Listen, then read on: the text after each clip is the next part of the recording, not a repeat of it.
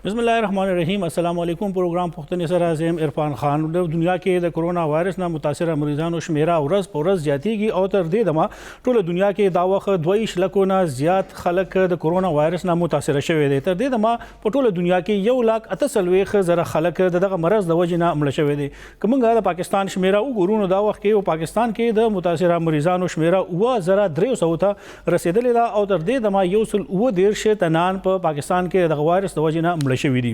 खैबर पख्तूनख्वा के वायरस तवजना मुतासरा मरीजानों शुमेरा यो जरता रसीदलेदा और खैबर पख्तूनख्वा के मड़ो शुमेरा 15 रसीदलेदा रस परस बांधे पता तादाद के इजाफा कीगी हुकूमत हम ददी खबर खदशा ज़ाहिर छे द कोरोना वायरस मरीजानों के रस परस शुमेरा अगर ज्यादगी और खदशा ज़ाहिरी की चे दिवख के पाकिस्तान के कम द टेस्टों की कोरोना वायरस दागे कैपेसिटी दागे इस्तेदाद बा नूर हम ज्यादा वले कीगी पदे अकलबानी वफाकी वज़ीर सेहत डॉक्टर जफर मिर्जा सेब नन प्रेस कॉन्फ्रेंस कर दे हागा द कोरोना वायरस मरीजानों हवाले सरा सवई हगावरू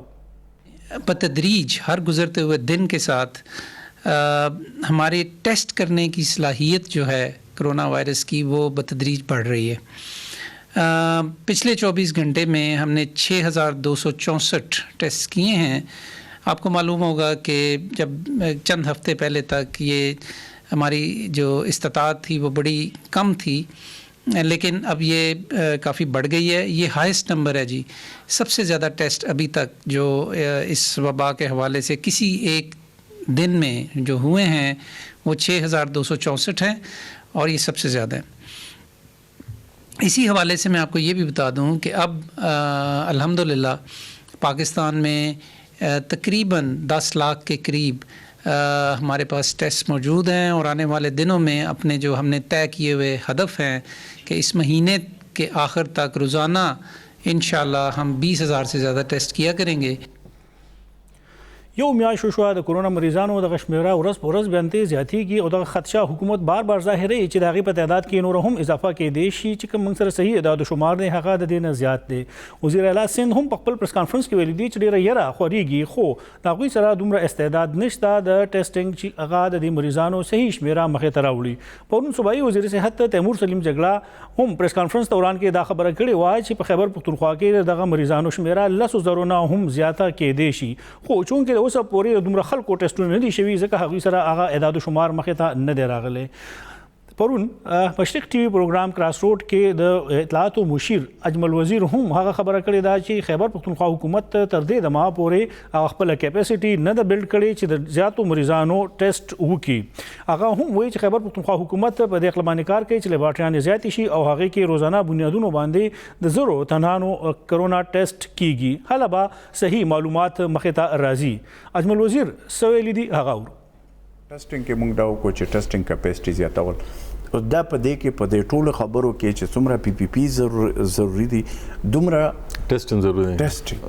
अच्छा टेस्टिंग के बताता पता लगी टेस्टिंग अव्वल चेकल दे मुंग खैबर पख्तूनख्वा के दा वबार अगला चेकम अनाइश ते वो मुंग अगर तकरीबन या दलते दे मुंग कम कैपेसिटी 40 से 50 टेस्ट होना दो रजे वरज दा मुंग ज़्यादा नन आला पर फजा सरा 500 लगभग शोल पदे ना बजियात खबर बको द खैबर पख्तूनख्वा हुकूमत द कोरोना हवाले सर पर इंतजामात बांधे छे दरते दमा हागी स इंतजामात कड़ी दी द महकमा सेहत कारकर्दगी सदा आया द जिलों न चिकम रिपोर्ट मौसूलीगी द शपे ना वक्त पूरे चिकम रिपोर्ट न जारी कीगी या जारी शी पहागी के हम द गलतियां ना डक रिपोर्ट आया यो डिपार्टमेंट हम यो महकमा हम खपल जिम्मेदारी न गणी आया यो म्याश बाद हम हुकूमत दा खबर के ची मंगबार दगा टेस्टों शुमेरा ज्यादा आखिर कल बाद दगा शुमेरा ज्यादा की मंगसर स्टूडियो के मौजूद है द मशरक अखबार खबरियाल रिपोर्टर जाहिद मिरोखिल साहब चूँकि द हेल्थ बीट कवर कई डेरा मनना जाहिद साहब प्रोग्राम के वक्त राकवलो साहब अवल खुद हालात रवान दी मंगाऊ हुकूमत रोज़ाना दा बयान जारी कई चिदा शुमेरा बस जातो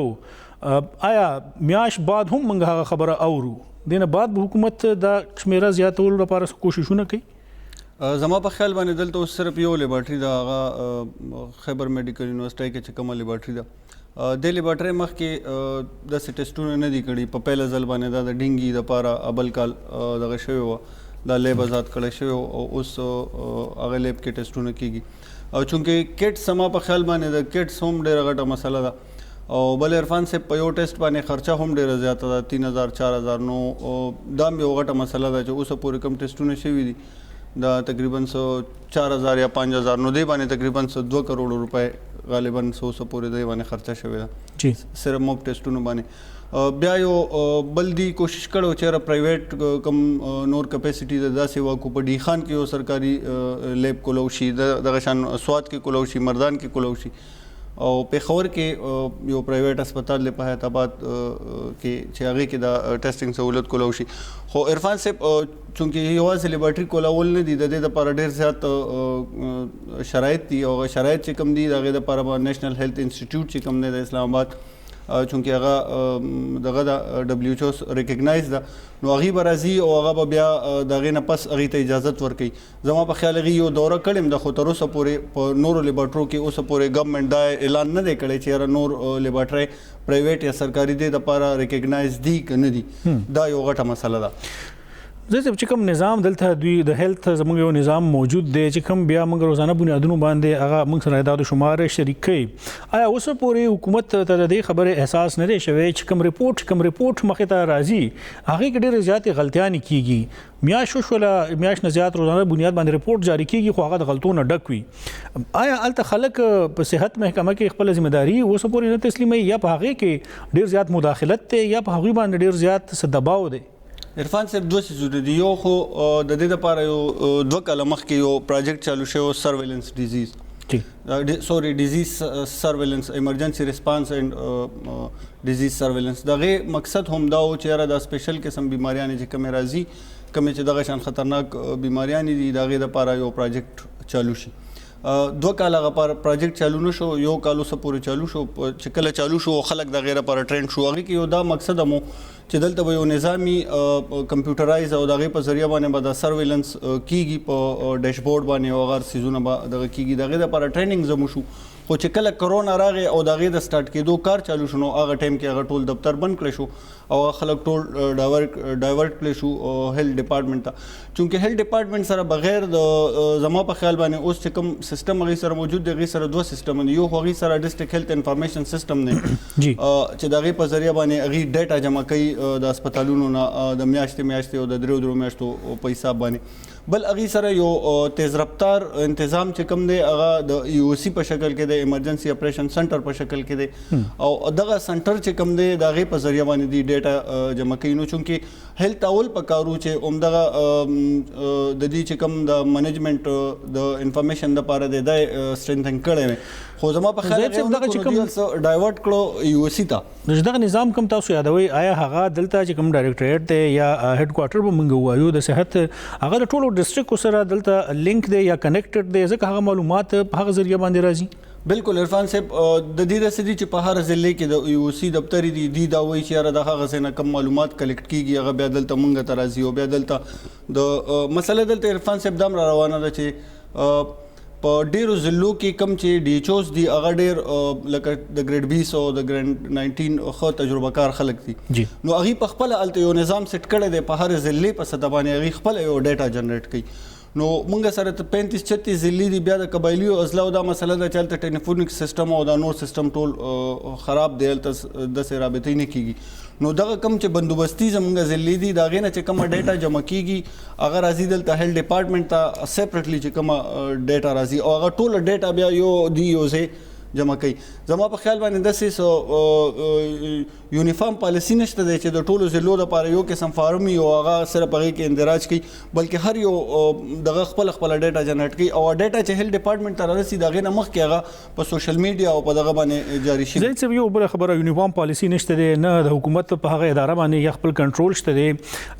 مخکاري دا چې د اختیارات هم ډیر زیات جنگ روان دی په دستو کې موږ ګورو نظام یا په صوبه کې په ډیرو زیات ځینو کې بیروکراسي هر څه کنټرول کړی دی بیروکریټ ټیکنیکل کس نشي کېده آیا بیا په هغه کې د محکمه صحت چې کوم ټیکنیکل خلک ناس دي د هغوی کردار څومره دی په ټول میاش یو نیمه چې دا کوم اکټیویټیز وشو ګور عرفان صاحب اول چې دا کوم ټیکنیکل ډیر سینیئر کسان اول خدا خبره و چې تقریبا 56-57 کسان چې کوم هغه ریټایر شو اوس په دې ریسنټلی ورځو کې بیا 110 پورې افیسرز د سیو چې هغه د ایمرجنسي دوران کې تبدیل کړي شو یو ځای نه بل ځای ته په هغې کې د ډېرو غټو ضلعو د حساس ضلعې چې کومې اوس متاثرې دي د DDHO او د دې مشران چې کوم هم شامل وو. نو عرفان صاحب بیا چې کوم موږ سره دلته اویلیبل ټیکنیکل خلک دي زما په خیال باندې نو هغې ته هم چې کوم دی هغه خپل دغه ته نه دي پرېښودلی شوي. زما د خپل خیال دی که چېرې دا مسله صرف هیلث ډپارټمنټ ته پرېښودلی شوی نو ټیکنیکلی هغې به دا کړی وی. عرفان صاحب صرف ټیسټینګ او هیلث ډپارټمنټ صرف زما په خیال باندې صرف په پرچیزنګ او په ټیسټینګ طرف ته لږ غونډه کې زور دی. د ټولو نه غټ اهم شی چې کوم دی هغه سرویلنس نه کیږي او اویرنس بالکل څه تنظیم نشته. زه چې په دې خبره کوم دا بنیادی خبره ده چې آگاهی نه کیږي. حکومت چې کوم د آگاهی مهم چلی هغه داوا کوي چې موږ زیات فوکس پدې کوو خو هغه خبره ده چې اوسه پورې هغه په دغه شیز کې هم ناکام شوی دی. هم په دې باندې خبره کوو واقعي وړه شانته ما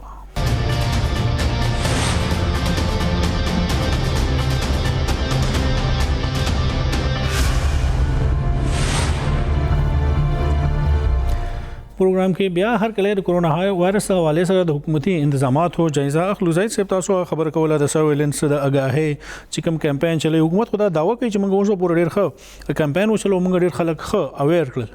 عرفان صاحب په فروری کې زما په خیال یا 3 فروری یا 4 فروری باندې یو اجلاس وشو په هیلث ډپارټمنټ کې. هغې کې دا فیصله وشوه چې مختلف قسم کمیټې به جوړې کړې شي او کمیټې اعلان کړې شوې. په هغه کمیټو کې ډي جي چې کوم ډایرکټر جنرال هیلث کوم چې ډایرکټریټ سربراهي کوي ډایرکټریټ ته دا کار حواله شي چې تاسو به پرچیزنګ چې څومره پرچیز دی هغه به تاسو وکړئ څومره سامان اخیستلی هغه ډایرکټریټ ټوټل زما په خیال باندې په پرچیز باندې لګیا شو اوسه پورې هغه لګیا دی هغه صرف سامان اخلي. بیا هیلث سیکټریټ ته هم ذمہواري حواله شو. هغې ته وویلی شو چې یو کمیټي به جوړه شي د سرویلنس لپاره هغه به سرویلنس کوي هغه به براه راست د هیلث سیکټریټ د لاندې کار کوي. بلې یو کمیټي به جوړه شي هغه به د اویرنس لپاره کار کوي او خلک به خبري. دغه شانته د سیمپلینګ لپاره هم یو دغه وه چې داسې کمیټیانې به هم جوړې شي چې هغه به هغې کې به د سرویلنس لپاره هم کسانی خو هغې کې به د سیمپلینګ لپاره هم خپل کسانی چې هغه به سیمپل اخلي. بله خبره دا ده چې چا نه سیمپلینګ کوي بیا به د هغه سره چې چا کنټیکټ کړی دی د هغې د کنټیکټ ټریسنګ لپاره هم یو نظام پکار و. لاکډاون سره دا تړلې خبره چې ته لاکډاون کوې نو بیا به کنټیکټ ټریسنګ خامخا کوې. دا څیزونه کله چې کمیټې اناونس شوې زما د اطلاع مطابق نو هغه ټایم کې د صوبایي حکومت د طرف نه نورې پولیټیکل طریقې باندې کمیټیانې اناونس شوې. نو دا هغه کمیټو دا دغه وشوه چې تر مارچ پورې خبره بلکې اپریل پورې خبره ډیره ابهام سره چلیدله. زه چې موږ دا ویلې شو چې یو ټیکنیکل ایشو یو ټیکنیکل مسله او د هغې بیا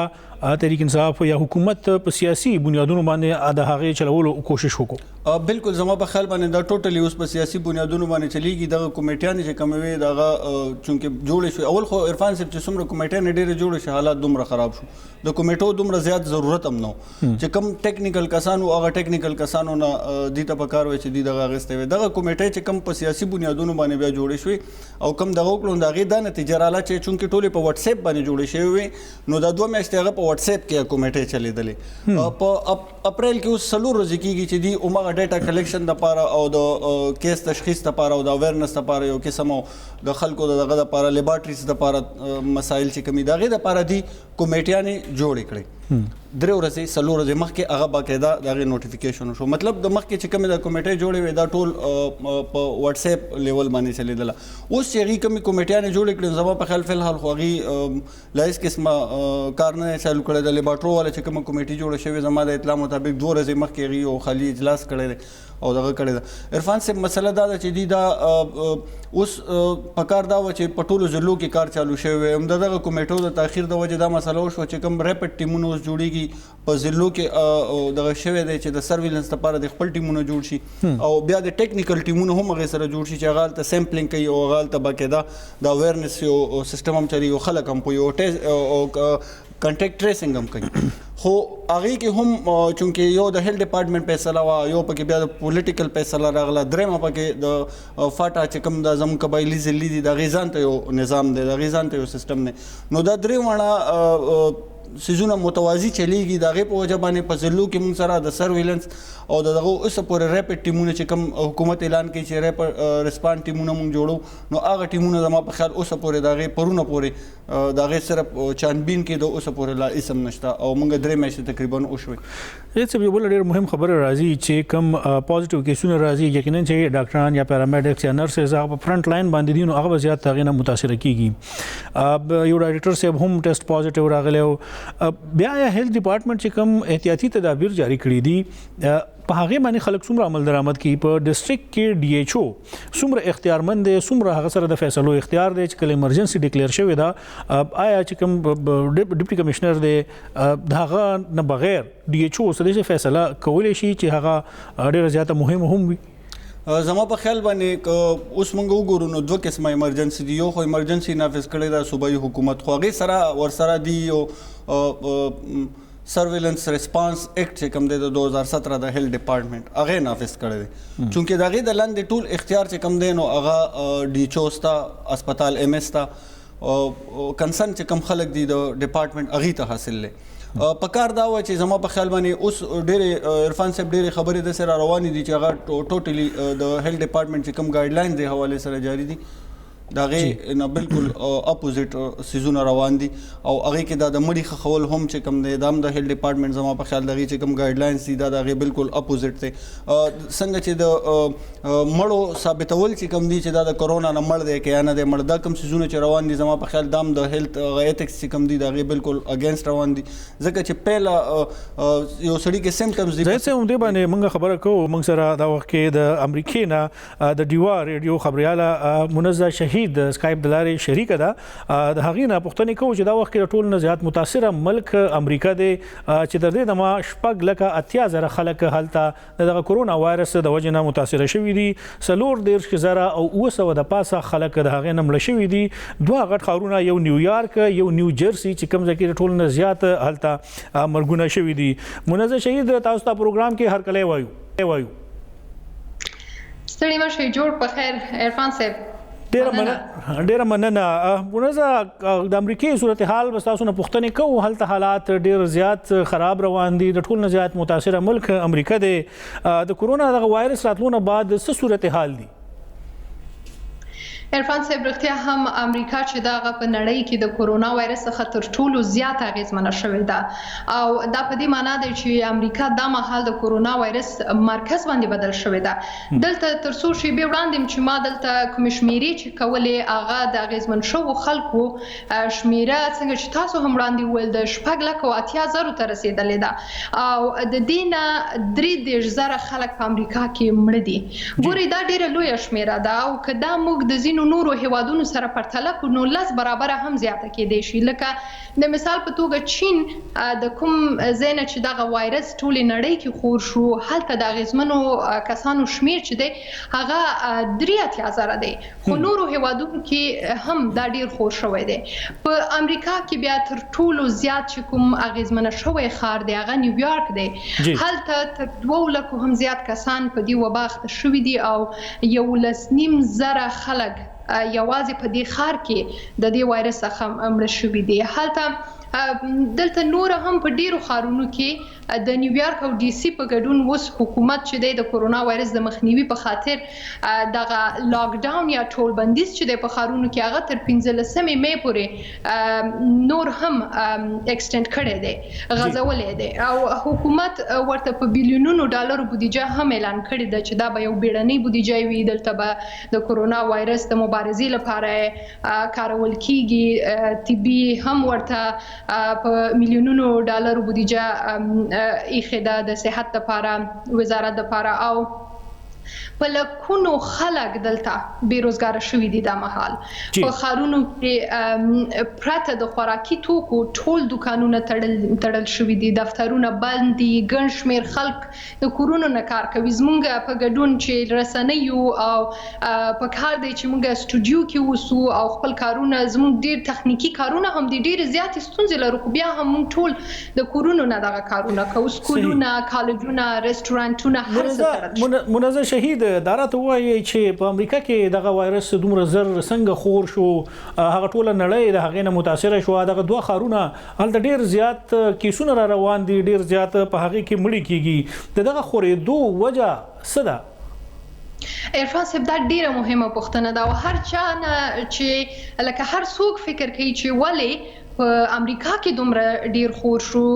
کورنۍ ماته هم چې کله ټلیفون کوي پوښتنه کوي د سیمې نه د وطن نه چې ولې په امریکا کې دومره دغه وایرس خور شوی دی یو حقیقت دا دی عرفان صاحب چې لومړی خو کله چې دغه وایرس امریکا ته راورسېدو نو امریکا ورته بالکل تیار نه و هم په ذهني لحاظ سره او هم په طبي لحاظ سره او هغه ځکه چې دغه وایرس په 10 ورځو کې دننه دومره زر خور شو چې دلته د ولس په ګډون حکومت هم خپل ورته حیران شو او ځکه هم د امریکا په ولسمشر ډانلډ ټرمپ باندې ډېرې زیاتې نیوکې کیږي د نړیوالو لخوا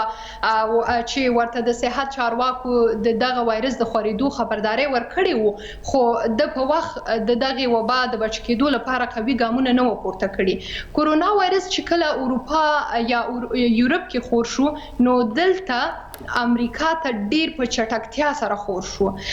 دا د ایرپورټونو د لارې وشو د امریکا په لویو ښارونو کې په لویو ایرپورټونو کې هر ورځ په زورګونو نړیوال او داخلي فلایټونه یې او په کوم وخت کې چې دغه وایرس راغلو نو د امریکا په ډیرو ایالتونو کې د پسرلي ښکلی موسم و او په ورځ کې په میلیونونو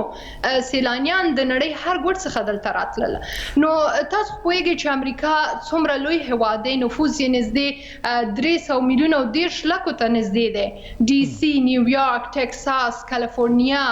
داسې نور ښارونه او ایالتونه شته چې هم نفوس یې ډیر زیات دی او هم ورته سیلانیان زیات راځي نو تر څو چې امریکا خپل سرحدونه د نورو هیوادونو سره وتړل فعالیتونه یې بند کړل فلایټونه یې بند کړل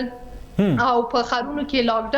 ډاون اعلان کو دغه وایرس ډیر زیات خور شوی او بیا پاتې شو د نیویارک خبره نیویارک هم ډیر لوی ښار دی 8.5 میلیونه څخه هم زیات خلک پکې ژوند کوي نفوس یې دی د نړۍ په کچه مهم تجارتي ښار دی او ډیر لوی کمپنیانې هلته فعالیتونه کوي ښار یې ډیر سره ورغلی دی تعمیرونه ودانیانې پکې زیاتې دي او یو مهم بل ټکی دا هم دی چې هلته ډیر رش دی ډیر بیروبار دی او د دې د کبله د ګاډو د پارکینګونو لپاره ځای هم نشته او ډیر ګران هم دی نو ځکه خلک چې دی هغه د پبلک ترانسپورت څخه هم ډیر کار اخلي نو دا وایرس د ټرینونو د بسونو د لارې هم ډیر زیات منزه شهید یو پوښتنه دا راځي چې د امریکا کې د صحت ډیر ښه نظام موجود دی بیا آیا په دغه وایرس باندې کنټرول ولې ونه موندلی شو او آیا راتلونکي حالات څه وي دغه کیسونو کې نور هم اضافه کیږي که نه طبي ماهرین څه وایي چې دغه حالات به کنټرول شي طبي ماهرین خو دغه تل اډوایس یا مشوره دا ده اوس هم چې کوشش وکړي هغه فاصله چې باید وساتل شي هغه باید وساتي او ښارونه د لاک ډاون پاتې شي خو دلته چارواکي او حکومت پوهیږي چې هغوی اقتصاد ته هم ډیر زیات زیان رسیږي نن هم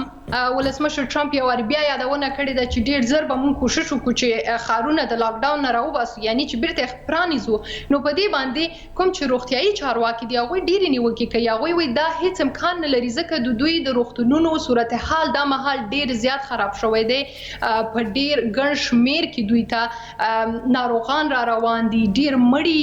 کیږي او بیا ګوري دا داسې یو ناروغي نه ده چې یو عادي ناروغي وي دې کې ډاکټران مجهز جامې اغوندي د کوم د ځان ژغورنې کټس چې دي هغه ډېر قیمتي دي هغه ډېر لکه کم دي وینټیلیټرز چې کوم د ساه اخیستو لپاره کوم ماشینونه دي هغې ته اړتیا ده نو دا ډېر یو بیړنی حالت دی دې ته هیڅ هیواد نه و تیار د امریکا په ګډون دغه شیان دلته دومره نشته او پاتې شو لکه د نیویارک صورتحال ته که وګورو موږ دا مهال هلته په روغتونونو کې ډېر بد صورتحال دی هلته لکه زه د خبریالانو سره هم غږېدلی یم ریپورټونه مې واورېدله چې په نیویارک کې دوی په روغتونونو کې مړي دومره زیات کیږي چې دوی بیا هغه فریزرز کې هلته ځای نه لري دوی کله چې فینرل هاوسز ته یا مردخانو ته لیږي هلته هم ځای نشته هلته په خاص توګه مسلمانان ډېر زیاتې ستونزې لري او ډېر هغوی سره خرابې حادثې شوي دي د هغوی سره ډېرې زړه بوږنوونکې پیښې رامنځته شوي دي هغوی کیسه کوي چې کله چې دوی په کور کې مړی وشي د کورونا کورونا وایرس له کبله نو دوی فینرل هاوسز ته ټلیفون کوي هغه چې د مسلمانانو د پاره دی هغوی ورته وایي چې تاسو خپل مړی یوه ورځ وساتئ یا 2 ورځې وساتئ چې موږ تر څو ځای پیدا کړو راشو وایخلو. نو دا ډېر غمجنه حالات دي دلته. پونیز شهید اخیره پښتنه کومه چې کوم احتیاطي تدابیر دي امریکا کې هم د هغه ځای حکومت جاری کړي دلته پاکستان کې هم جاری شوی دي بدقسمتۍ نه زموږ په ملک کې په هغه باندې خلک هغه شانتي عمل درآمد نه کوي. امریکا کې څه صورتحال ده چې حکومت کوم احتیاطي تدابیر جاری کړي دي آیا خلک په هغه باندې عمل درآمد کوي؟ دلته اوس دوی موضوعګانې دي. یوه مسله دا ده چې عرفان صاحب دلته تاسو پوهیږئ چې ملټي نېشنل هیواد دی د هر ځینه خلک راغلي دي دلته کډوال ډیر زیات دي په خاصه توګه د مکسیکو نه چې کوم خلک راغلي دي هغه بیخي ډیر زیات دي. نو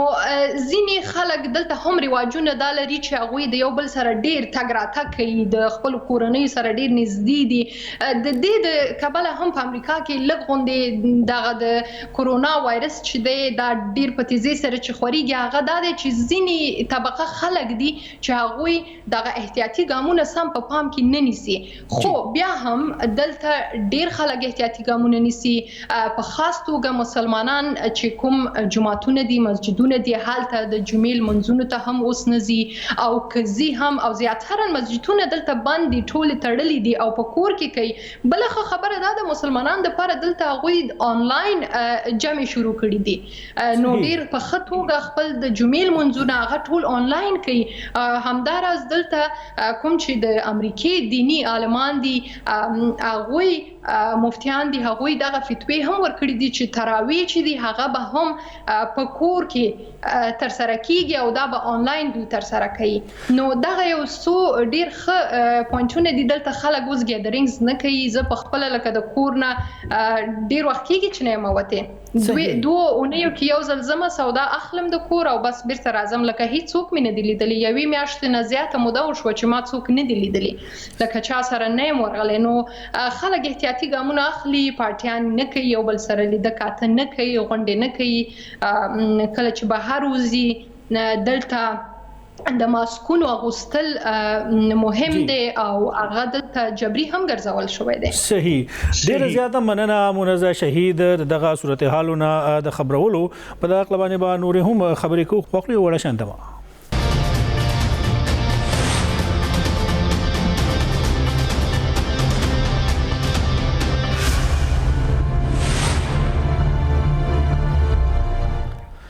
پروګرام کې یو ځل بیا هرکله خیبر پختونخوا حکومت د صوبې په 102 مقامونه قرنطینه سنټر ګرځولې دي او دغه کې 2 لکونه زیات خلک هغه قرنطین کړي شوی دي یعنی هغه په خپل کورونو کې ساتل شوی دي او هلته سکیورټي ادارې د هغوی په ډیوټي باندې لګولې شوی دي چې دغه خلک دغه علاقونه ونوځي. دغه ریپورت تر مخه د وخت کې ټول نه زیات یعنی 2.5 خلک صرف په بونیر کې په خپل کورونو کې خودلې شوی دي د 2 هفتو لپاره چې هغه کې د کورونا وایرس تصدیق کیږي خو چې داغینه نور خلک متاثر نشي.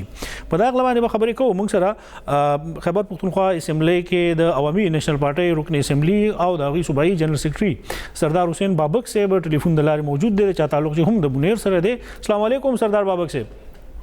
وعلیکم السلام تاسو جی خیریت. ډیر مننه سردار بابک صاحب. د ټول نه زیات خلک چې دي کوارنټاین شوی دي هغه په بونیر کې دي. بیا حکومت وایي چې موږ ډیر ښه تنظیمات کړي دي خلکو ته موږ راشن کورونو ته رسولي دي. تاسو چونکه تعلق هم دغه ضلع سره دی 2.5 خلک صرف په بونیر کې په کورونو کې ساتل شوی دي.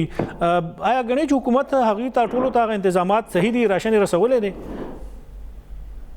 او زما خیال دا چې کله دا وبا راغلی دا وبا چې راغلی دا جی نو په ټول صوبه کې او بیا په ټول ملک کې موږ داسې څه تنظیم ونلیدو نه موږ داسې څه حکمت عملي ولیده نه موږ د میډیکل فیسیلیټیشن او نه موږ د ریلیف په حواله باندې څه اکټیویټي خو موږ د حکومت لیدلې نه ده. خو البته دا یوه خبره ده جی چې په ټولو ضلعو کې چې کوم وزیران دي یا حکومت دی هغه شاته دی او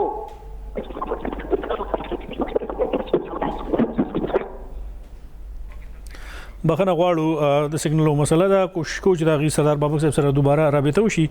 زید صاحب هم دغه انتظاماتو حواله سره موږ خبره کوو د هیلث نظام موږ خبره کوله سیستم چلیږي آیا بیا هیلث ډپارټمنټ کوآپریشن نه کوي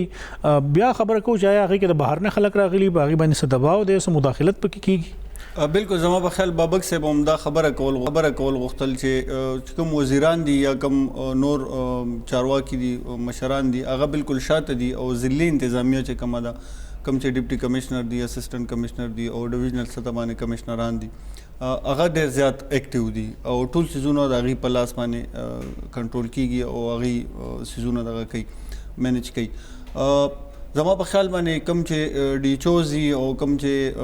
دغه ځای کې کوارډینیټرز دي د کوم مختلف پروګرامونو نو هغې هم صرف مشوره ورکوي خو زما په خیال د هغې په مشوره باندې هم عمل نه کیږي. ګوره عرفان صاحب دا زما په خیال د یو سیز هم مسله نه ده دا نه انتظامي مسله ده او نه د بل یو سیز مسله ده دا خالص د طب مسله ده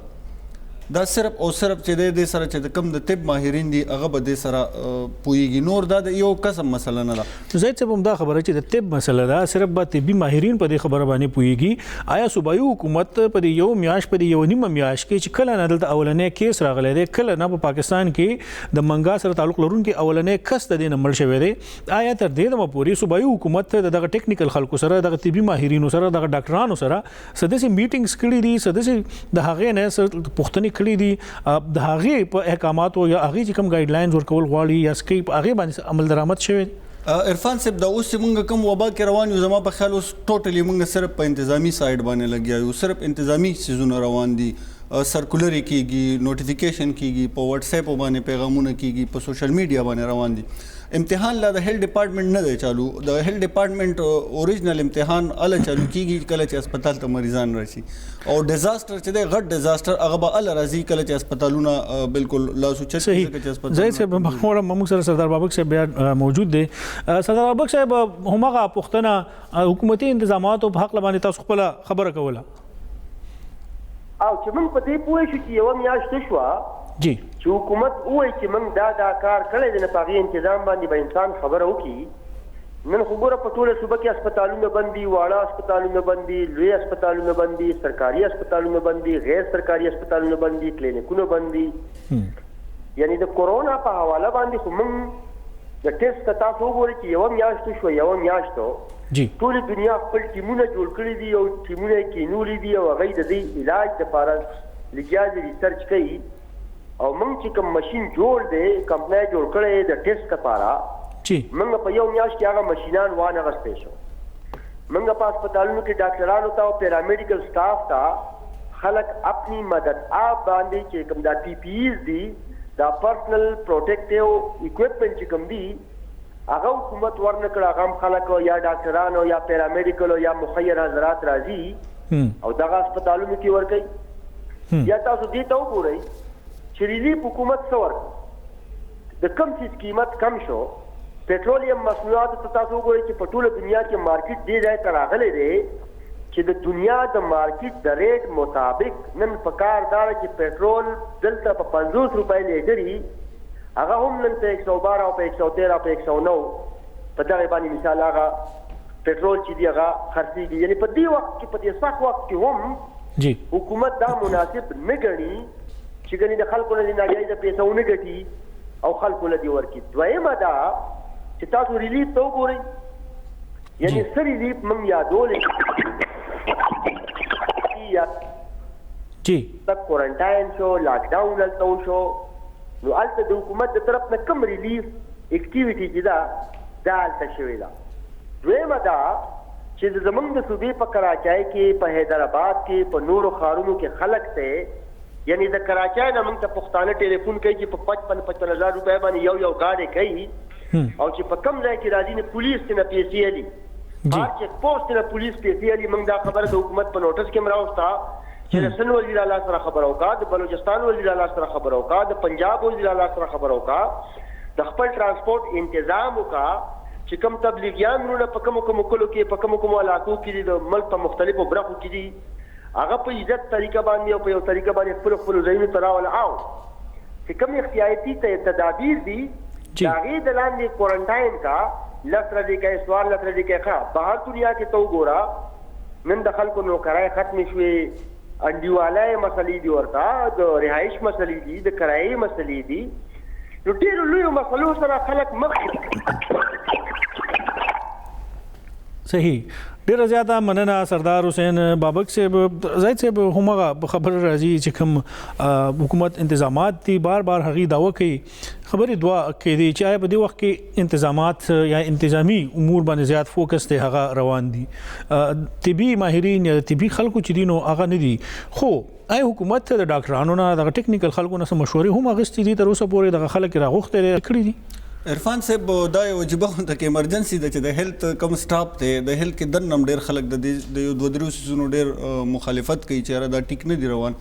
یو خدا خبر روان ده چې تا 75% یا 50% سټاف چې تا کوړته ولېګو نو دام اوس چې دا اغي کوړته لاړ شي او ټول خلک تا کوړته ولېګل یا هسپتالونه دې بند کړو نو دا خلکو عرفان صاحب د علاج به څوک کوي د لپاره د امریکا نه ډاکټران راځي د لپاره د جاپان نه ډاکټران راځي یا نور خلک راځي یا نور سټاف چې کوم اویلیبل دی دا به راځي نو زما په خیال باندې دا یو ډیر خلک دی باندې وایي چې دی باندې د نظر ثاني وکړي شي سره د حفاظتي دغه بل د پی پی ایس چې کوم خبره ده زما په خیال دغه لپاره حکومت هم ګایډلاینز جاری کړو دام زما په خیال د هیلث ډپارټمنټ فیصله نه و چې یاره هر چاته دی چونکه دا سامان ورکړي شي دغه لپاره خاص غي ګایډلاین جاری کړو چې کم خلک ته کم سامان چې دی هغه ډیر ضروری دی او هغه ته دی هغه اویلیبل کړی شي زما په خیال هغه دغه یو غلط فهمي وړي خلکو ته چې هر چاته چونکه دا سامان په کار دی کنه دی په کار نو هغه کې زما په خیال کمیونیکیشن یو ګیپ او هغه دغه په انتظامی